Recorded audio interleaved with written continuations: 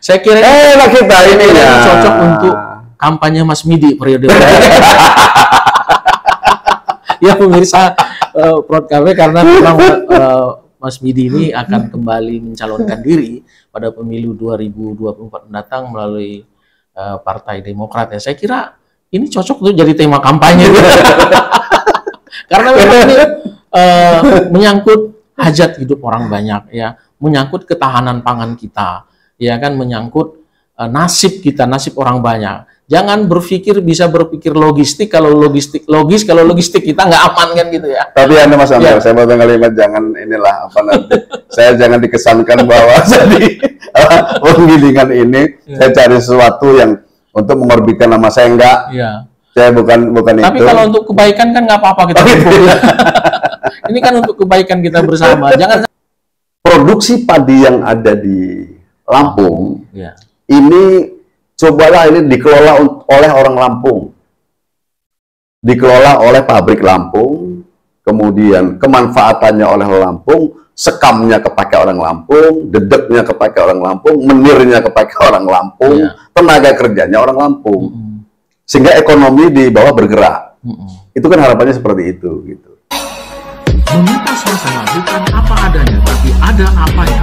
Inilah Lampung Product Cafe bersama saya Amiruddin Sormin. Salam jumpa kembali Sobat Lampung Product Cafe di mana saja Anda berada. Kita bertemu kembali di channel Dialog Lampung Product Cafe yang membahas tema bukan apa adanya tapi ada apanya. Ya, sore ini kita kedatangan seorang tamu istimewa. Beliau seorang pengusaha, seorang politisi, seorang anggota Dewan Perwakilan Daerah Provinsi Lampung yang sadar atau tidak, beliau inilah yang menjaga perut kita sehari-hari. Karena beliau ini adalah seorang pengusaha yang bergerak di bidang penggilingan padi, yang bertanggung jawab menyediakan stok beras untuk Provinsi Lampung ini. Jadi tanpa kehadiran beliau dan kawan-kawan, mungkin kita hari ini tidak bisa beli beras gitu ya. Baiklah, kita sapa Bapak Midi Iswanto. Assalamualaikum Mas Midi. Waalaikumsalam Mas Amir. Selamat datang di channel Lampung Product Cafe. Saya biasa memanggil beliau Mas Midi saja gitu ya. Mas Midi, seperti yang saya sampaikan tadi, Lampung ini kita kenal sebagai daerah penghasil gabah, salah satu ya yang terbesar di Indonesia. Badan Pusat Statistik tahun lalu merilis angka 2,66 juta ton produksi kita per tahun atau setara 1,7 juta beras. Artinya kalau kita lihat konsumsi Lampung itu berlebih atau surplus. Nah, persoalannya sekarang, apakah kelebihan itu bisa menjamin stok beras di Lampung ini aman? Nah, karena kita tahu kalau kita nggak punya beras, kita mau kemana lagi? Gitu mau makan apa gitu ya, ya kan? Karena apa? Saya tanyakan ini sahabat Lampung Product Cafe, karena belakangan ini muncul ya berita-berita di media termasuk di lampungpro.co bahwa sejumlah pengusaha penggilingan padi atau yang kita dengan pengusaha heller lah gitu ya dalam bahasa sehari-hari, ini sekarang sedang menjerit lah ya, menjerit kekurangan bahan baku atau gabah untuk digiring, sehingga beberapa perusahaan ini terancam bangkrut atau gulung tikar. Nah, itu tentu kita tidak inginkan. Karena apa? Karena kalau mereka sampai tutup, beras akan sulit kita dapat dan juga mungkin akan mahal, karena beras-beras itu tentu akan datang dari luar Lampung nantinya yang membutuhkan biaya lebih tinggi, distribusinya tinggi. Nah, ini Mas Midi coba kita bahas dalam kurang lebih 30 menit ke depan, bagaimana Perpadi menyikapi ini dan memberikan solusi. Saya ingin bertanya pertama kali adalah, bagaimana kondisi terakhir teman-teman penggilingan padi? Apakah masih sulit mendapatkan gabah atau sekarang sudah ada yang berhenti berproduksi? Silakan. Ya, terima kasih Mas Amir dan teman-teman pemirsa seluruh Lampung khususnya. Ya, saya barangkali mau meluruskan dulu Mas Amir, meluruskan dulu tentang nama pengusaha. Nama pengusaha pengusaha penggilingan padi gitu. Betul, saya adalah ketua pengusaha penggilingan padi. Jadi Persatuan Perhimpunan Pengusaha Penggilingan Padi dan Beras Provinsi Lampung. Memang kalau melihat nama pengusahanya gitu ya, kalau melihat nama pengusahanya itu kok, wih Mas Midi ini hebat gitu, pengusaha gitu. Penguasa beras Lampung. Kalau lihat itu jangan gitu. Tapi sesungguhnya bahwa pengusaha penggilingan itu adalah pabrik padi ya, pabrik padi itu yang tidak seperti yang kita gambarkan bahwa ini sebuah pengusaha besar gitu, enggak juga sebetulnya.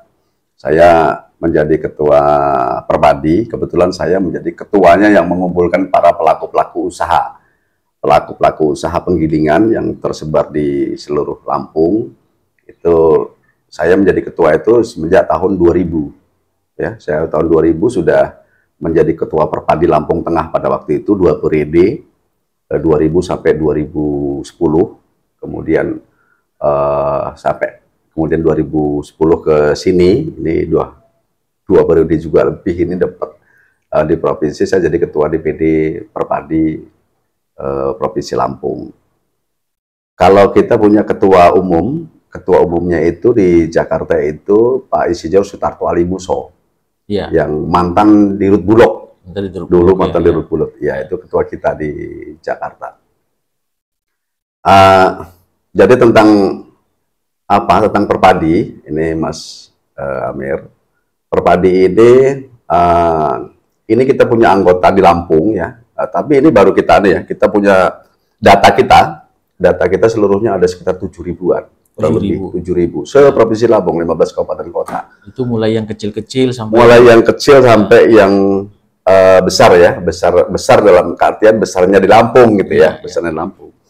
Nah, ini sedang kita lakukan pendataan kembali berapa fitnya yang masih hidup, yang masih aktif dan masih hidup. Kenapa saya katakan masih hidup? Ini faktanya banyak yang mati. Banyak yang mati. Besinya udah besi tua gitu. Besi tua, yang pasti banyak yang bangkrut. Banyak yang bangkrut ya. Banyak yang bangkrut. Karena memang di penggilingan padi ini modalnya, Mas Amir, modalnya itu cukup besar sekali yang digunakan. Dan itu rata-rata anggota saya semuanya itu rata-rata itu menggunakan dana pinjaman, menggunakan dana bank rata-rata. Itu kalau tidak menggunakan dana bank rasanya ya sulit memang. Nah ini dana itu kita gunakan itu 3 kali lipat. Jadi dana untuk membeli gabah, kemudian dana untuk setelah membeli kemudian dijemur dijemur, setelah dijemur baru masuk ke pabrik ada 3 tahap. Nah 3 tahap ini sehingga ini tidak bisa berhenti nih. Pada waktu proses giling, lantai jemur harus tetap jalan, ada proses pembelian juga harus tetap jalan. Artinya tahapan ini menggunakan 3 tahap modal juga gitu. Kalau modalnya hanya modal terbatas, ini akan berhenti gilingnya gitu. Nah ini modalnya tidak maksimal. Nah sehingga membutuhkan modal besar, tapi untungnya nih Mas Amir, untungnya kecil, bicara untung kecil. Iya betul. Untung itu per kilo ya, per kilo itu 25 perak, 50 perak gitu. Kalau kita ngambil untung 100 perak saja per kilo, ini sudah besar Mas Amir. Sudah besar sekali itu anunya itu. Kalau kita ngambil 100 perak aja, udah cukup besar itu. Sulit bersaing untuk dijual ya. Iya. Nah, itu yang sehingga dari modal yang besar kemudian untung yang kecil ini tentu teman-teman Perpadi ini harus bisa mengelola keuangan ini dengan baik. Mengelola waktu, ritme ya untuk proses perputaran uang ini harus dengan baik. Nah, begitu ini tidak bisa terkelola dengan baik dan kondisi tidak berpihak gitu ya, ini terancam bangkrut, terancam gulung tikar. Contoh seperti yang terjadi seperti sekarang. Seperti sekarang kita sama-sama dengar itu kemarin teman-teman saya gitu ya, teman-teman saya di Lampung Selatan pada pada sempat turun ke jalan itu kemarin tuh saya dengar itu. Sempat turun ke jalan agak ngamuk gitu ya, agak ngamuk, agak marah gitu kan. Cegatin mobil-mobil yang ke sawah gitu. Cegat mobil-mobil yang ke sawah yang notabene mobil itu berasal dari luar daerah. Iya. Berasal dari seberang gitu kan. Kalian di Lampung Selatan itu saya dengar teman-teman itu mengeluhkan mobil yang berasal dari wilayah Banten. Karena di sana ada perusahaan besar, perusahaan penggilingan padi besar yang mengambil gabah ke Lampung itu dengan harga jauh di atas harga ditetapkan oleh pemerintah. Iya. Harga penetapan pemerintah ini kan Bapak Nas itu kemarin menetapkan 5.000 berapa itu GKP kan, iya, gabah kering panen. Ya. Tapi ini mereka kabarnya di atas 6.000. 6.000 bahkan sampai 6.400, 6.500. Iya. Gitu. Nah itu yang akhirnya kan teman-teman juga di daerah, waduh, kan akhirnya kan berebut barang, nggak dapat barang, mau nggak mau teman-teman, bukan teman-teman nggak bisa beli ya, maksudnya bisa, teman-teman juga bisa beli dengan harga segitu, tapi kan dampak dari semua itu kan nanti akan ada korban. Korbannya apa? Korbannya pasti jualnya juga mahal dong. Iya kan? Pasti jualnya mahal. Nggak mungkin kita beli barang mentah mahal, kemudian kita jual murah, ya itu yang mengalami kebangkrutan. Iya. Nah ini teman-teman nggak mau itu gitu kan, sehingga teman-teman pengen menstabilkan harga, ya menstabilkan harga beras khususnya di Lampung, harga gabah khususnya di Lampung, maka sampai kemarin itu turun. Nah 2 hari yang lalu teman-teman dari Perpadi Lampung Selatan itu mendatangi saya gitu kan, itu minta perlindungan, Pak Ketua, ini bagaimana Pak Ketua kondisi kita, ini teman-teman bisa gulung tikar semua, ini teman-teman bisa bangkrut semua Pak Ketua, ini hutang menumpuk, gitu-gitu kan, hutang menumpuk, terus gabah nggak ada, kemana saya bilang, pada keluar dari Lampung, keluar Lampung, kalau yang di sini keluarnya ke wilayah Banten, kalau yang di wilayah keluar Mesuji dan sebagainya itu keluarnya ke Sumatera Selatan. Sumatera Selatan, gitu. Nah ini yang yang kita akhirnya, waduh, padahal kita punya perda, gitu. Padahal kita punya perda nomor 7 tahun 2017. Gitu. Nah makanya ini saya ingin, Mas Amir ya, saya ingin menekankan juga kepada semua pihak ya. Bukan berarti kita gini ya, tidak mampu membeli harga tinggi, ya. Bukan berarti kita tidak senang dengan harga tinggi, tetapi dampak dari harga tinggi itu kita khawatir akan ada inflasi. Itu yang kita khawatirkan. Jadi bukan kita tidak berpihak kepada petani, bukan itu. Yang namanya nilai tukar petani boleh dicek di WPS. Nilai tukar petani kita masih cukup rendah. Tapi inflasi kita tinggi. Inflasi kita Lampung ini masih cukup tinggi. Jauh di atas target gitu. Nah, termasuk nilai tukar petani. Nilai tukar petani itu kan bukan berarti petani menjual dengan harga tinggi kemudian nilai tukarnya menjadi bagus, bukan itu.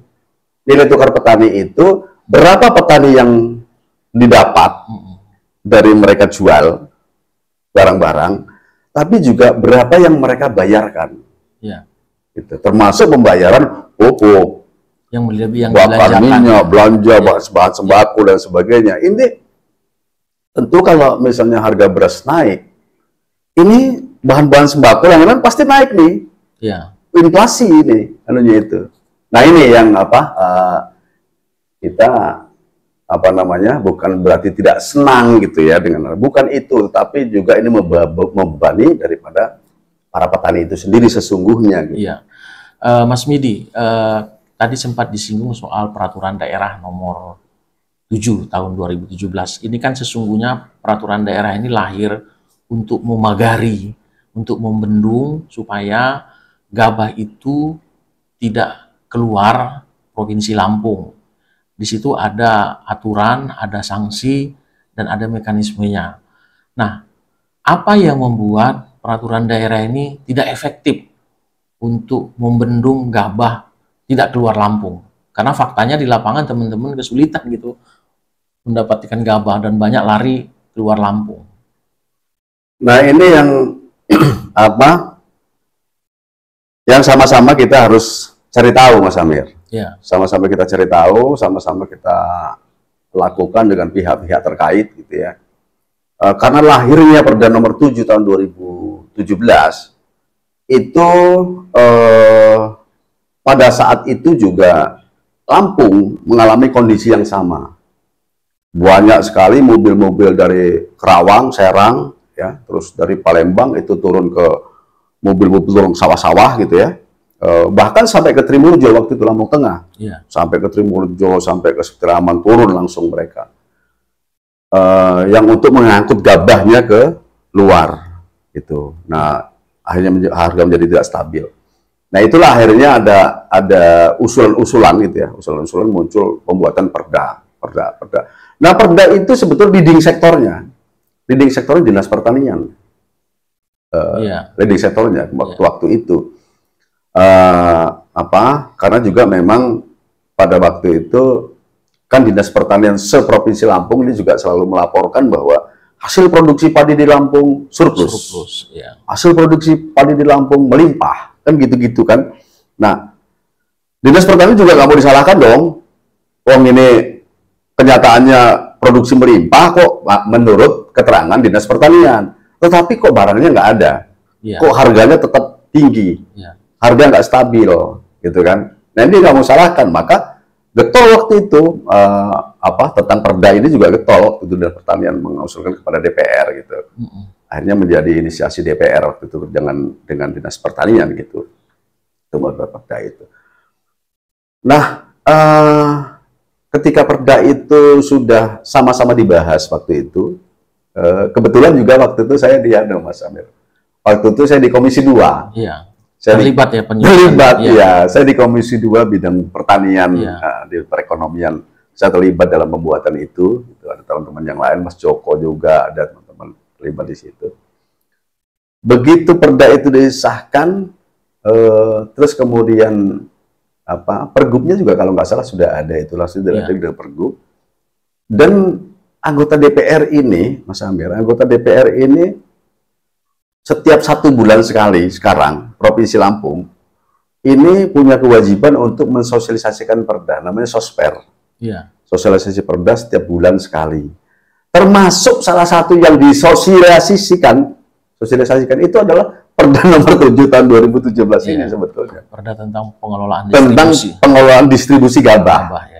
Gitu. Isi perda itu bahwa produksi padi yang ada di Lampung ini cobalah ini dikelola oleh orang Lampung, dikelola oleh pabrik Lampung, kemudian kemanfaatannya oleh Lampung, sekamnya kepakai orang Lampung, dedeknya kepakai orang Lampung, menirnya kepakai orang Lampung, tenaga kerjanya orang Lampung, sehingga ekonomi di bawah bergerak.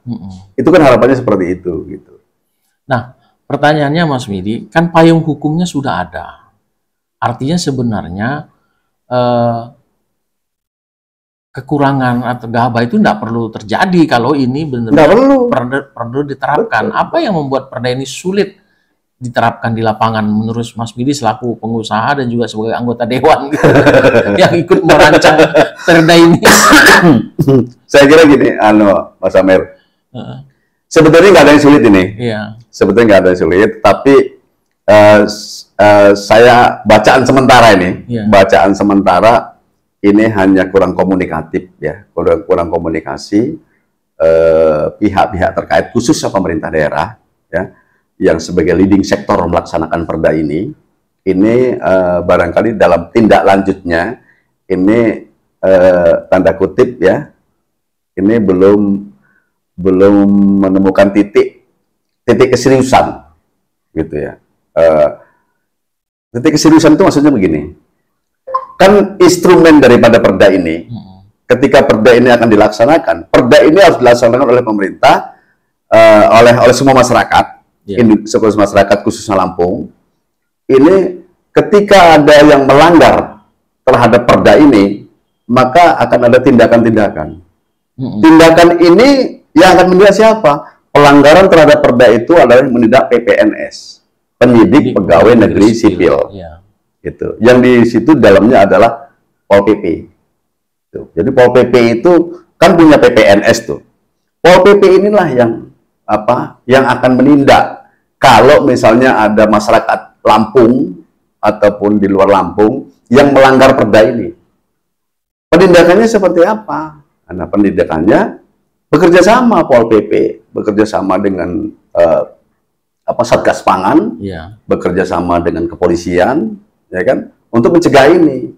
Gitu. Jadi ada Satgas Pangan, ada Pol PP, ada kepolisian. Ya. Karena begini, Mas Midi,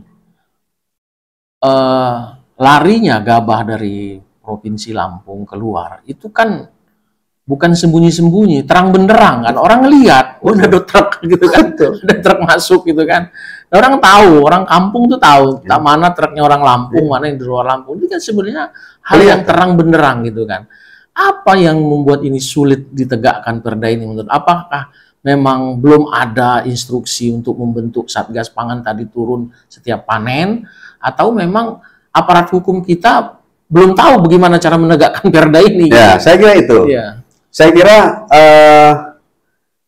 aparatur kita, pemerintah daerah ini, saya kira yang belum paham betul bagaimana ini harus ditegakkan, caranya seperti apa gitu. Karena di situ ada muncul konsekuensi-konsekuensi. Ketika ada tindakan, begitu ada tindakan, maka tindakan itu sanksinya adalah denda. Yang kedua, ini barang begitu nyampe ke Bakauni, mau nyebrang, kena, ngeyel gitu ya, nggak mau, harus dibongkar. Barang ini, bongkarnya bongkar di mana? Ini kan harus, instrumen ini harus disiapkan oleh pemerintah. Atau dengan cara seperti apa? Cara membongkar mobil ini gitu, itu. Atau suruh pulang, seperti apa gitu. Ini tapi ada sanksi dendanya di sini. Nah, ini saya kira instrumen penekanan pemerintah daerah yang menurut barangkali ini belum didapat gitu. Seperti apa sih pola penindakannya gitu. Nah, harapan saya sih setelah rame begini ya, setelah ribut begini ya, ini harapan saya ya pemerintah daerah ini harus bertindak melalui PPNS-nya, melalui Pol PP-nya dan Satgas Pangannya. Iya, gitu. Mas Midi, kita sebenarnya punya satu instrumen lagi yang bisa dilibatkan. Karena ini tadi Mas Midi menyinggung soal inflasi. Kita punya yang namanya Tim Pengawasan Pengendalian Inflasi Daerah atau TPID. Apakah Mas Midi lihat tim yang tadi ini sudahkah bekerja di lapangan atau belum? Saya kalau melihat inflasi kita Lampung, kalau melihat inflasi Lampung ini terus meninggi, saya masih meragukan kalau tim ini sudah berjalan gitu. Karena faktanya ya walaupun ini skala nasional ya, skala nasional itu soal harga itu memang, tapi kita kan tidak bicara nasional, kita bicara Lampung deh, ya kan?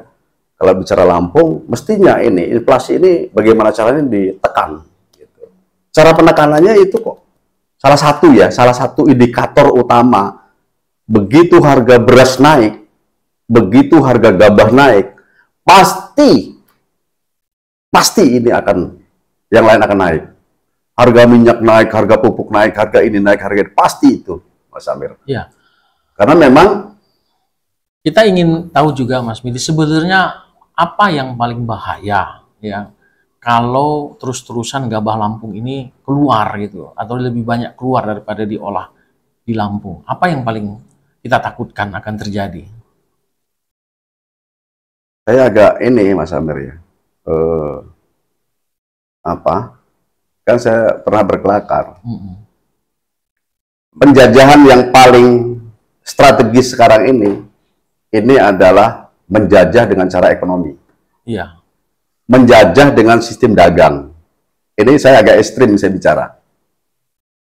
Kalau dulu menjajah dengan apa? Dar gitu.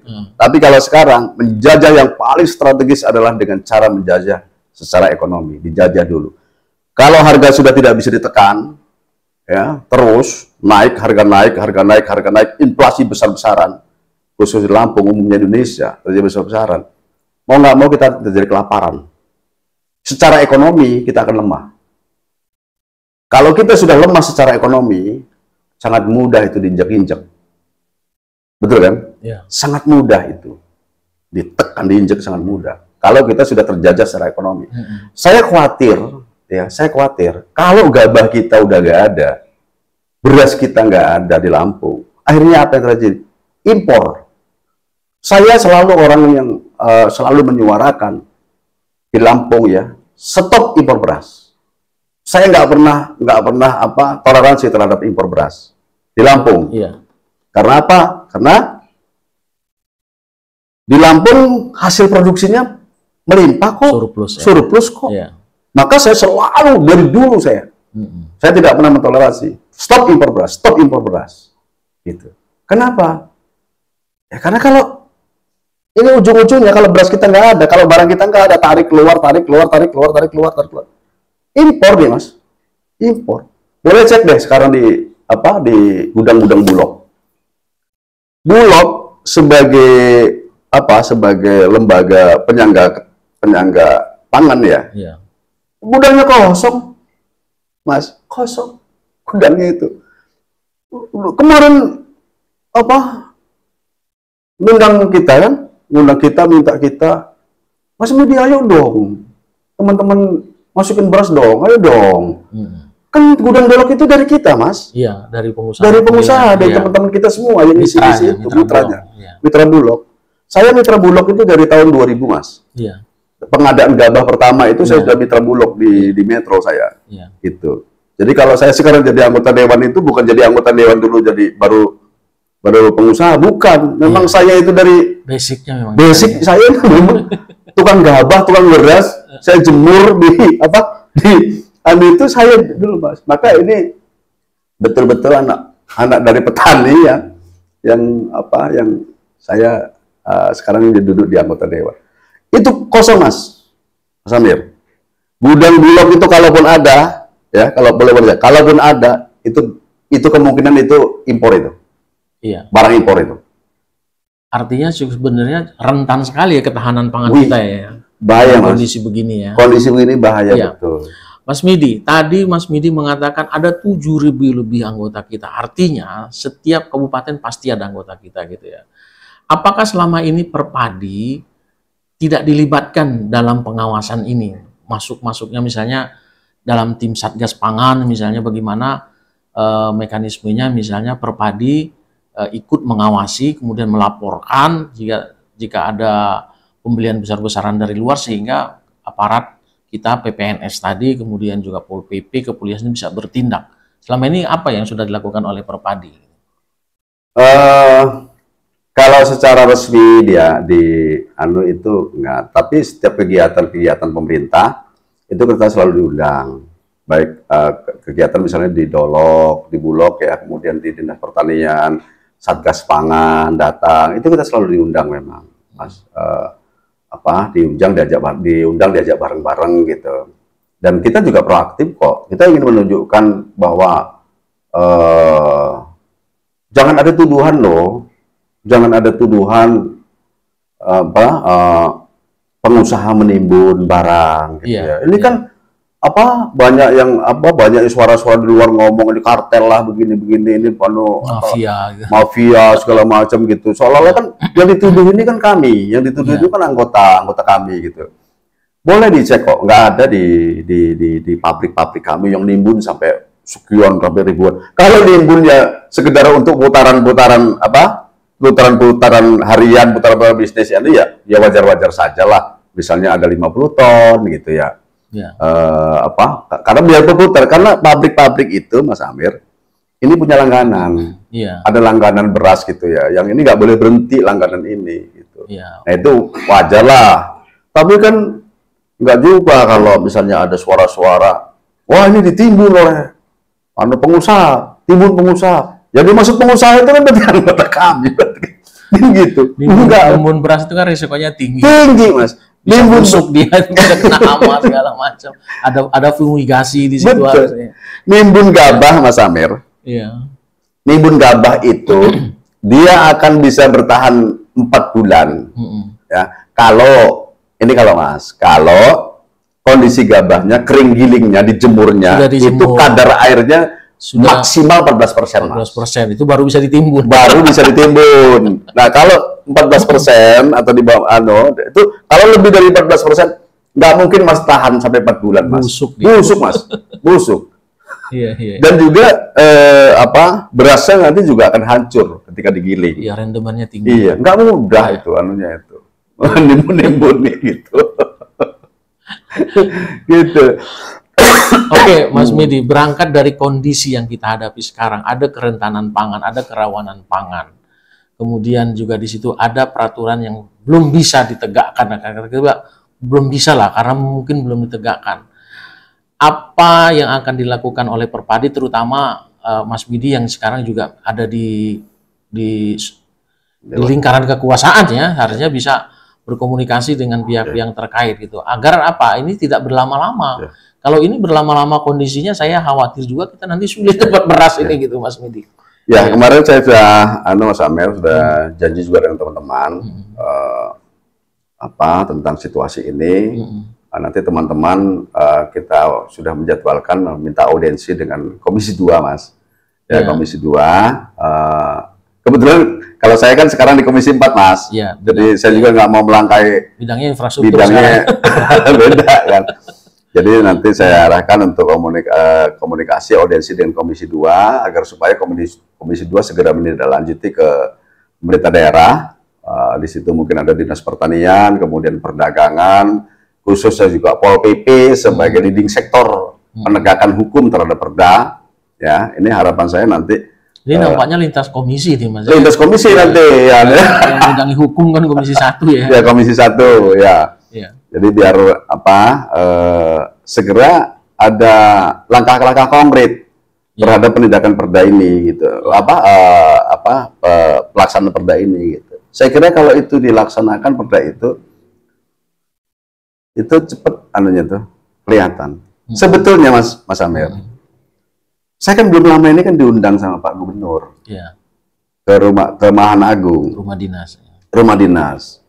Itu 4-5 bulan yang lalu kalau nggak salah saya diundang, itu dalam waktu terjadi tinggi-tingginya harga beras.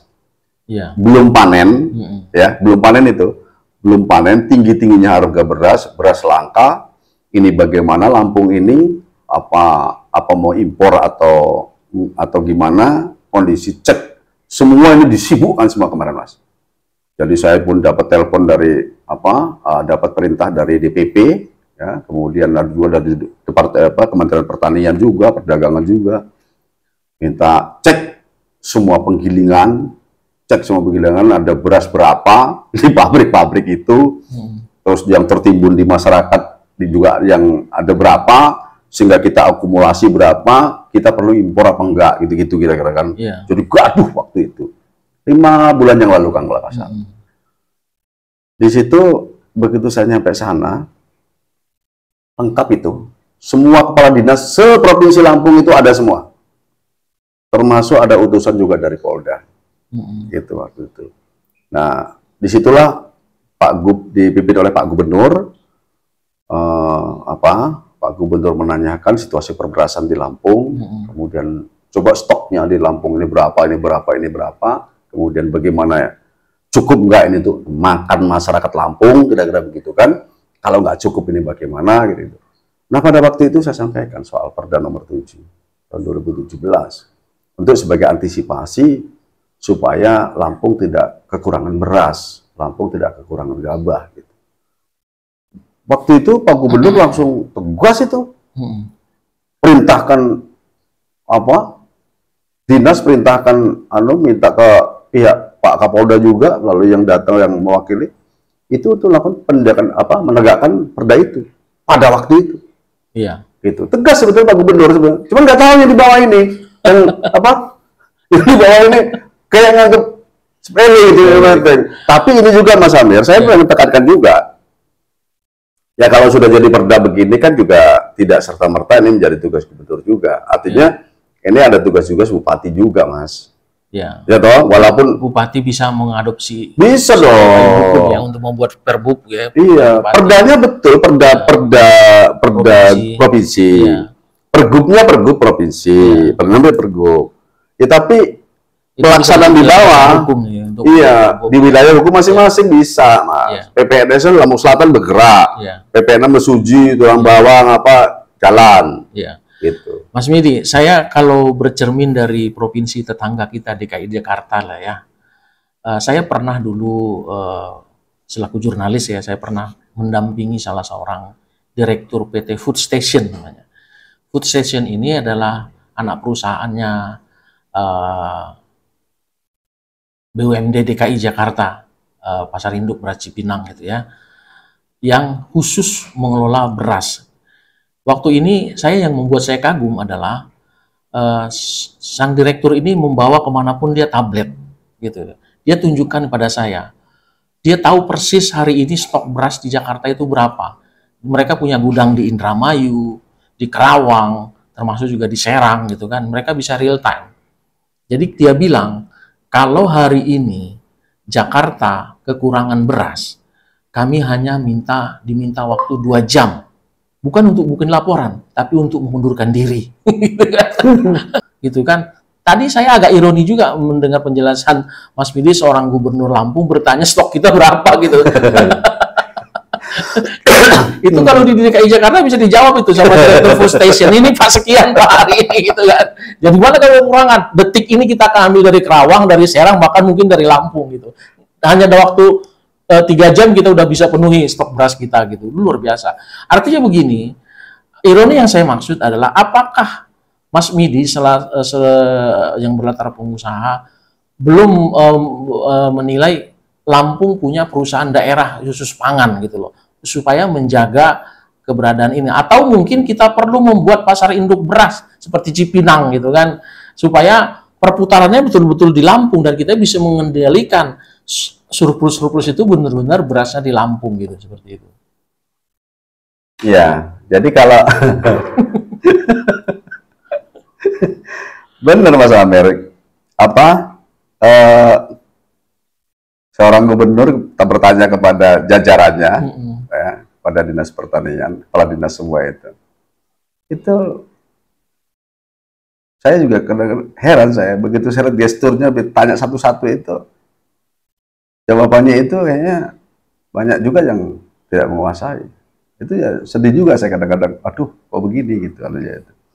Nah soal perusahaan daerah, perlu nggak perusahaan daerah? Ya perusahaan daerah itu sebetulnya kalau ini mau dibuat gitu ya, sebetulnya ada bagusnya juga. Cuman yang namanya perusahaan daerah, Mas. Perusahaan daerah itu dikelola sepanjang itu dikelola oleh bukan pelaku-pelaku bisnis, ya. Dikelola oleh aparatur sipil negara gitu, ASN gitu ya. Ini beberapa contoh sudah dibuktikan bahwa katakanlah begini, mungkin modelnya bukan seperti Food Station yang itu dikelola oleh profesional di Jakarta, mungkin konsorsium misalnya dibentuk konsorsium perpadi, kemudian dengan perusahaan daerah, artinya perusahaan daerah yang menjadi induknya tapi pelaksananya adalah teman-teman perpadi supaya kita punya yang betul-betul penyangga gitu loh. Kita sudah tadi Mas Bidi mengatakan Bulog belum bisa kita andalkan sebagai penyangga gitu kan. Karena masih tergantung mitranya gitu kan. Nah, dalam pikiran kami, dalam pikiran kita sebagai jurnalis juga berharap sebenarnya kita punya model-model sebagai Food Station itu, sehingga kalau ditanya berapa beras kita di mana sekarang, ini posisinya, lihatin aja di tablet gitu kan, lihatinnya ada di smartphone kita, ini beras kita sekarang gitu. Jadi kita ibaratnya itu bukan seperti perang, cuma dikasih senapan tapi nggak dikasih pistol, nembak terus tapi nggak kena gitu. Kita gini Mas, kadang-kadang gini ya, teman-teman itu ngeluh Mas, teman-teman itu ngeluh, sering kan begitu ditanya, gitu. Ditanya, berapa stok beras di pabrikmu, berapa stok gabah di pabrikmu. Itu sering Mas, pertanyaan begitu itu sering banget itu. Dan nggak bisa kita jawab. Akhirnya apa? Gini ya, akhirnya ini enak bener sih, nanya terus, gitu kan? Nanya terus. Begitu ada sesuatu yang apa, yang sulit kita semua diuber. Tapi begitu, mohon maaf nih, saya jadi agak terbuka. Begitu ada pekerjaan yang mestinya bisa ditangani oleh teman-teman, ini ternyata tidak disampaikan ke teman-teman gitu. Contohnya apa? Misalnya BPNT.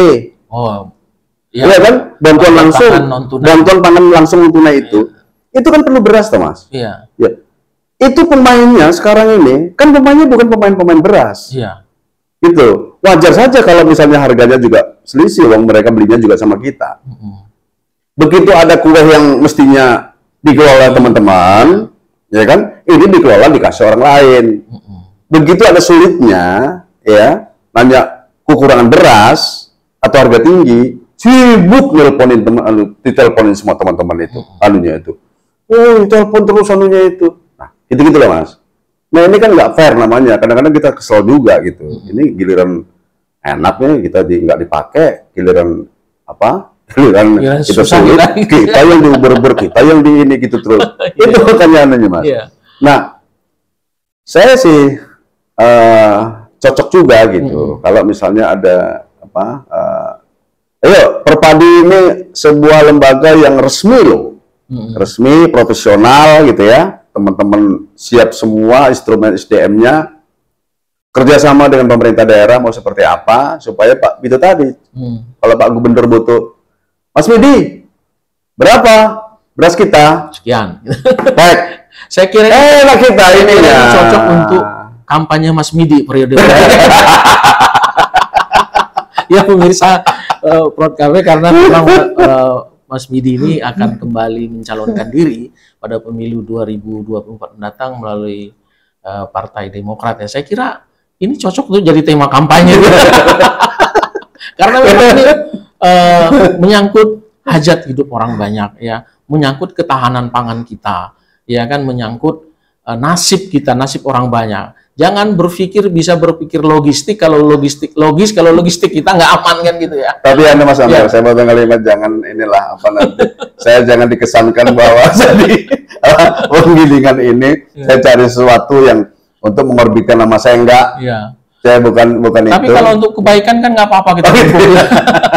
Ini kan untuk kebaikan kita bersama. Jangan sampai besok ibu-ibu susah nyari beras.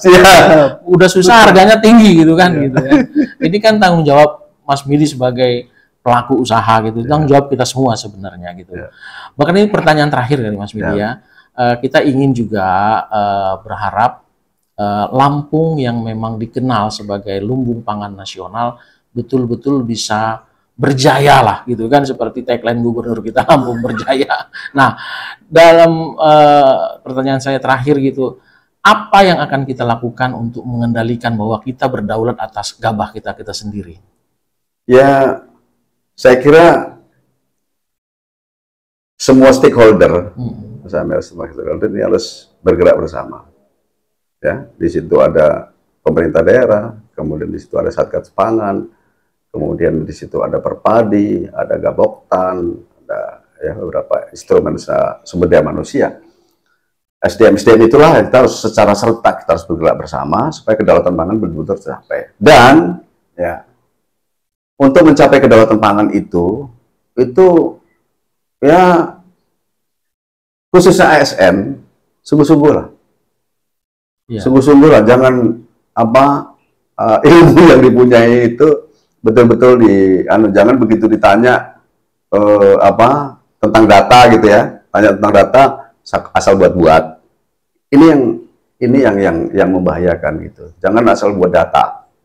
Data itu harus diwujudkan juga dengan fakta yang ada di lapangan. Gitu. Kalau maksud saya begini, kalau memang diharapkan setahun itu 3 kali panen, itu di daerah mana saja yang panen, itu dipetakan gitu. Kemudian airnya bagaimana, sumber airnya mampu atau tidak, gitu kan? Kalau memang ada perluasan lahan, di mana perluasannya, ini juga dipetakan juga. Jangan hanya data saja. gitu. Kalau hanya data saja, ini maka tentang kedaulatan pangan di Lampung yang diharapkan saya kira omong kosong. Ya. Tapi kalau ini diwujudkan, benar-benar dikerjakan gitu ya, dengan keterampilan yang betul-betul sungguh-sungguh itu saya kira bisa tercapai Lampung ini. Apalagi kalau penyuluhnya ini difungsikan dengan maksimal. Soal penyuluh ini kan penting juga, Mas. Penyuluh petani ini kan saya kira dulu ada penyuluh bagus. Ini saya kira penyuluh bagus juga kalau misalnya digerakkan gitu. Nah ini saya kira Mas Amir supaya kedaulatan pangan kita tercapai, jadi semua instrumen bergerak dan penuh tanggung jawab gitu. Jangan hanya klaim. Kasihan loh kita yang katanya surplus, ya ternyata gudang Bulog kosong gitu ya, kepala Bulog teriak-teriak, ya kan, ditekan oleh pemerintah supaya ada barang, tapi kan ya namanya kita perpadi pedagang, kalau nggak bisa masuk ke Bulog, masa mau dipaksainnya bangkrut, Mas? Iya. Bangkrut jadi itu bangkrut gitu. Nah itu maka untuk mewujudkan kedaulatan itu, ayo semua bergerak bareng-bareng gitu, bareng-bareng. Kalau ada enaknya yang bareng-bareng, kalau ada pahitnya yang bareng-bareng. Jangan ini enaknya nggak bareng-bareng, tapi pahitnya bareng. Nah ini kan kadang ini nggak cocok kayak gini gitu kan. Iya, itu tadi saya gambarkan itu tadi, Mas.